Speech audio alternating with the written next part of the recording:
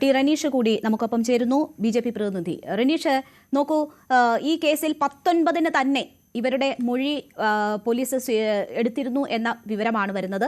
ഇപ്പോൾ അറസ്റ്റ് രേഖപ്പെടുത്തിയിരിക്കുന്നു. ഇവിടെ വിദേശത്തേക്ക് കടന്നു, ഇവർ കേരളത്തിന് പുറത്തേക്ക് കടന്നു, പിന്നീട് വിദേശത്തേക്ക് കടന്നു, എങ്ങനെയൊക്കെയുള്ള പല വിധത്തിലുള്ള ആരോപണങ്ങളുണ്ടായിരുന്നു. പക്ഷേ ഇതാ വടകരയിൽ നിന്ന് തന്നെയാണ് പോലീസ് ഇപ്പോൾ അവരെ അറസ്റ്റ് ചെയ്തിരിക്കുന്നത്, റിമാൻഡിലായിരിക്കുകയാണ്. ഇതിൽ ഏതെങ്കിലും തരത്തിൽ വീഴ്ച ആരോപിക്കേണ്ടുന്ന സാഹചര്യമുണ്ടോ?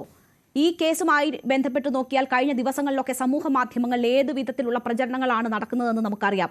ആ സാഹചര്യത്തിൽ അവരെ പൊതു സമൂഹത്തിന് മുന്നിലേക്ക് ഇടുകയോ അങ്ങനെ ഏതെങ്കിലും തരത്തിലുള്ള അനിഷ്ട സംഭവങ്ങളിലേക്ക് കാര്യങ്ങൾ നീങ്ങാതിരിക്കാനുള്ള ഒരു ജാഗ്രത പോലീസ് നടത്തി എന്നതിനപ്പുറം എന്തെങ്കിലും ആരോപണങ്ങൾക്ക് വഴിയുണ്ടോ ഇതിൽ? ഒന്ന്, നമ്മൾ മനസ്സിലാക്കേണ്ട ഒരു കാര്യം, ഇവര് വിദേശത്തേക്ക് കടന്നു എന്ന് പറഞ്ഞത് ആരാണ്?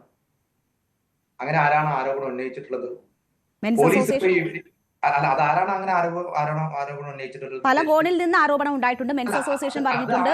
ആരോപണം ഉന്നയിക്കാം. ഞാൻ മനസ്സിലാക്കുന്നത് ഇവർക്ക് 6 മാസത്തെ വാലിഡിറ്റി മാത്രമേ പാസ്പോർട്ടിനുള്ളൂ എന്ന്. അതുകൊണ്ടാണ് ഇവർക്ക് വിദേശത്തേക്ക് കടക്കാൻ സാധിച്ചിട്ടില്ല എന്നുള്ളതാണ് എന്റെ അറിവ്. മറ്റൊരു കാര്യം, നമ്മൾ പോലീസ് ഇപ്പൊ നേരത്തെ എന്റെ മുന്നേ സംസാരിച്ച സഹോദരി ഇവിടെ ഇര ആരാന്നുള്ളതിനെ കുറിച്ച് കൃത്യമായി പറയുന്നില്ല. പിന്നെ ഇരയുടെ ഒപ്പം നിൽക്കുക എന്നുള്ളതിനെ കുറിച്ച് അവർ പറയുന്നില്ല. അവർ ആരാണ് ഇര എന്ന് അവർ സൂചിപ്പിക്കുന്നില്ല. അപ്പൊ ചില കേസുകൾ ഇര ഉണ്ടാവും, അതിജീവിതം ഉണ്ടാവും. ചില കേസുകൾ ഇരകളും അതിജീവിതമാരും ഉണ്ടാകാതിരിക്കുക എന്നത് ശരിയായ രീതിയല്ല. മറ്റൊരു കാര്യം, പോലീസ് ചെയ്തിട്ടുള്ള ഇന്നത്തെ പ്രവൃത്തി നമ്മൾ മനസ്സിലാക്കേണ്ടത്, 10:30 മണിക്കാണ് ഇവരെ അറസ്റ്റ് ചെയ്തത്. 10:30 മണിക്ക് അറസ്റ്റ് ചെയ്തതിനു ശേഷം മാധ്യമപ്രവർത്തകർ, നിങ്ങളടക്കമുള്ള ആളുകൾ, ഇവിടുത്തെ പോലീസ് ഉദ്യോഗസ്ഥർ, ഉയർന്ന ഉദ്യോഗസ്ഥരെ അടക്കമുള്ള ആളുകളെ വിളിച്ച് അവർ എന്ത് മറുപടിയാണ് നിങ്ങൾക്ക് നൽകിയത്? അറസ്റ്റ് ചെയ്തെന്നൊരു വാക്കുപോലും അവർ പറഞ്ഞിട്ടില്ലല്ലോ. സ്വന്തം സ്വകാര്യ വാഹനത്തിൽ, ഇവിടുത്തെ SIയുടെ സ്വകാര്യ വാഹനത്തിലാണ് ഇവരെ VIP പരിഗണന നൽകിക്കൊണ്ട് ഇവരെ കൊണ്ടുവരുന്നത്. നമുക്കറിയാം, ഇവിടുത്തെ ഒരു സാധാരണ ഷീട്ട് കളിക്കാരനെ പോലും പിടിച്ചു കഴിഞ്ഞാൽ അവന്റെ ഫോട്ടോ വലുതാക്കി പത്രത്തിൽ കൊടുക്കുന്ന പോലീസ് ഉദ്യോഗസ്ഥരുള്ള ഈ നാട്ടിൽ, പ്രത്യേകിച്ച് കോഴിക്കോട് മെഡിക്കൽ കോളേജിലെ പോലീസുകാർ, അവരെന്താണ് ചെയ്തിട്ടുള്ളത്? അവിടുത്തെ SIയുടെ സ്വന്തം വാഹനത്തിൽ, സ്വകാര്യ വാഹനത്തിൽ അതീവ രഹസ്യമായി ഇവരെ കൊണ്ടുപോകുന്നു. എന്താണ് നടപടിക്രമം? ഇതിന്റെ ഹോം സ്റ്റേഷനിൽ ഇവർ ഹാജരാക്കുന്നില്ല.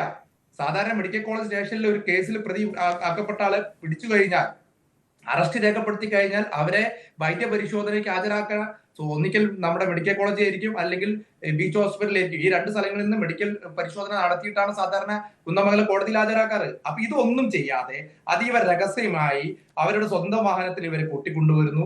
അവർക്ക് മുഖം മറയ്ക്കാനുള്ള അവസരം കൊടുക്കുന്നു.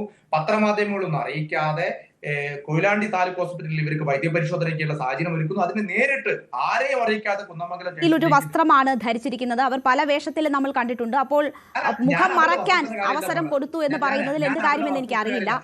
മറ്റൊന്ന്, ഈ കേസ് ഏത് വിധത്തിലൊക്കെ സെൻസേഷൻ ആക്കണമെന്നുണ്ടായിരുന്നു. പറഞ്ഞോ. ഞാൻ അവരുടെ വസ്ത്രമല്ല, അവർക്ക് മുഖം മറയ്ക്കാനുള്ള സാഹചര്യം കൊടുക്കുന്നു. ഞാനൊന്ന് ക്ലിയർ ചെയ്തോട്ടെ. എന്റെ സുഹൃത്തു കൂടിയാണ് റനീഷ് പറഞ്ഞൊരു കാര്യം, ഞാനിതിൽ പ്രതിയുടെ ഭാഗത്ത് നിന്ന് സംസാരിച്ചു എന്നുള്ള രൂപത്തിലുള്ള ഒരു ആരോപണം അദ്ദേഹം ഉന്നയിക്കുകയുണ്ടായി. 100% ഞാൻ കഴിഞ്ഞ ദിവസങ്ങളിലൊക്കെ പറഞ്ഞതാണ്, ദീപകിന് നീതി ആവശ്യമുണ്ട്. അതിനു വേണ്ടിയിട്ടുള്ള കാര്യങ്ങളൊക്കെ കൃത്യമായിട്ട് പ്രോപ്പറായിട്ട് നടക്കണം എന്ന് തന്നെ ഉത്തമമായിട്ട് വിശ്വസിക്കുന്ന ഒരാളാണ് ഞാൻ. ഇതിൽ ഒരു വിഭാഗം, റനീഷിന്റെ സംസാരത്തിൽ നിന്ന് എനിക്ക് മനസ്സിലാകുന്നത്, പ്രതിയോടൊപ്പം ഒരു കൂട്ടം, പിന്നെ അതുപോലെ ഇവിടെ ഇരയാക്കപ്പെട്ടവരോടൊപ്പം ഒരു കൂട്ടം, അങ്ങനെയൊന്നുമല്ല. ഇവിടെ ഒന്നും നമ്മൾ ആരും നീതിന്യായ വ്യവസ്ഥയെ കയ്യിലെടുക്കേണ്ട കാര്യമില്ല. അതിൻ്റെതായിട്ടുള്ള സ്ട്രക്ചറൽ കാര്യങ്ങൾ നടക്കണം. എന്നാൽ ഈ വിഷയത്തിൽ കൃത്യമായിട്ട് ദീപകിന് അവരർഹിക്കുന്ന നീതി എന്താണോ അത് ലഭിക്കണം എന്നത് തന്നെയാണ്. മനസ്സിലായിരുന്നു.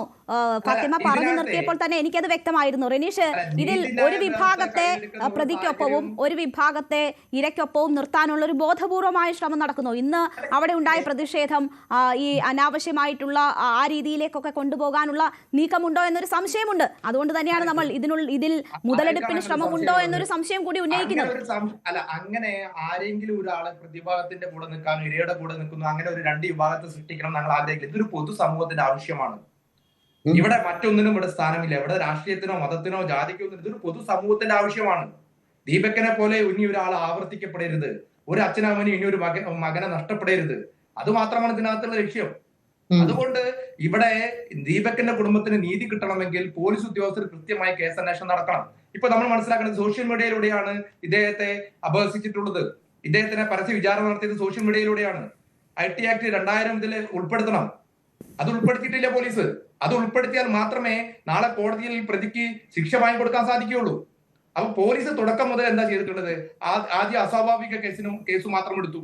പിന്നീട് പത്രമാധ്യമങ്ങളിലും മറ്റു സോഷ്യൽ മീഡിയയിലൂടെയും ശക്തമായ പ്രതിഷേധം വന്നപ്പോൾ മാത്രമാണ് ആത്മഹത്യാ പ്രേരണ കുറ്റം ചുമത്തിയിട്ടുള്ളത്. അതിനുശേഷം ഇത്തരം ഒരു പ്രതിയെ VIP പരിഗണന നൽകി വളരെ രഹസ്യ സ്വഭാവത്തോടു കൂടി ഇവർക്ക് സംരക്ഷണം കൊടുക്കുമ്പോൾ സ്വാഭാവികമായും പൊതുജനം സംശയിക്കും. ആ സംശയമാണ് ഞങ്ങൾ ഉന്നയിച്ചിട്ടുള്ളത്. അതെന്റെ പ്രതിഷേധമാണ് ഇന്ന് ആ സ്റ്റേഷനിൽ കണ്ടിട്ടുള്ളത്. അതിന് മറ്റൊരു വശം കൊടുക്കേണ്ട ഒരു ആവശ്യമില്ല. ഏതൊരു സാധാരണക്കാരനെ സംബന്ധിച്ചിടത്തോളം അവൻ സംശയിക്കപ്പെടുന്ന സാഹചര്യത്തിലാണ് പോലീസിന്റെ തുടക്കം മുതലുള്ള നീക്കം. ആ രീതിയിൽ സംശയമുണ്ട് പോലീസ് നീക്കങ്ങൾ എന്നാണ് പറയുന്നത്. എനിക്ക് തോന്നിയത് സമൂഹത്തിൽ വലിയ രീതിയിൽ ചർച്ച ചെയ്യപ്പെടുന്ന ഒരു വിഷയമാണ്. ആ പെൺകുട്ടിക്കെതിരായ വലിയ ഹേറ്റഡ് ആയിട്ടുള്ള ക്യാമ്പയിനുകൾ നടക്കുന്ന ഒരു സമയമാണ്. ആർക്ക് കണ്ടാലും തിരിച്ചറിയാൻ പറ്റുന്ന അവസ്ഥയിൽ അത്രമാത്രം പരിചിതയായി ആ പ്രതി പൊതുസമൂഹത്തിന്. ആ ഒരു സാഹചര്യത്തിൽ അവർക്ക് മറ്റ് ബുദ്ധിമുട്ടുകൾ ഉണ്ടാകാതിരിക്കാൻ ഒരു ജാഗ്രത പോലീസിന്റെ ഭാഗത്തു നിന്നും ഉണ്ടായതാകാം എന്നാണ് ഞാൻ കരുതുന്നത്. ഞാൻ താങ്കളിലേക്ക് തിരിച്ചെത്താം. അതിൽ പിഴവുകൾ ഉണ്ടായിട്ടുണ്ടെങ്കിൽ ഫോട്ടോ പ്രചരിപ്പിക്കുന്നത്, അവർക്കെതിരെ സോഷ്യൽ മീഡിയയിലൂടെ ആളുകൾ പ്രതികരിക്കുന്നത് ആദ്യത്തെ കാര്യമാണ്. ശരി, ഞാൻ താങ്കളിലേക്ക് തിരിച്ചെത്താം. അഡ്വക്കേറ്റ്, കൂടുതൽ വാർത്തകൾക്ക് news 18 Keralam YouTube channel subscribe ചെയ്യുക.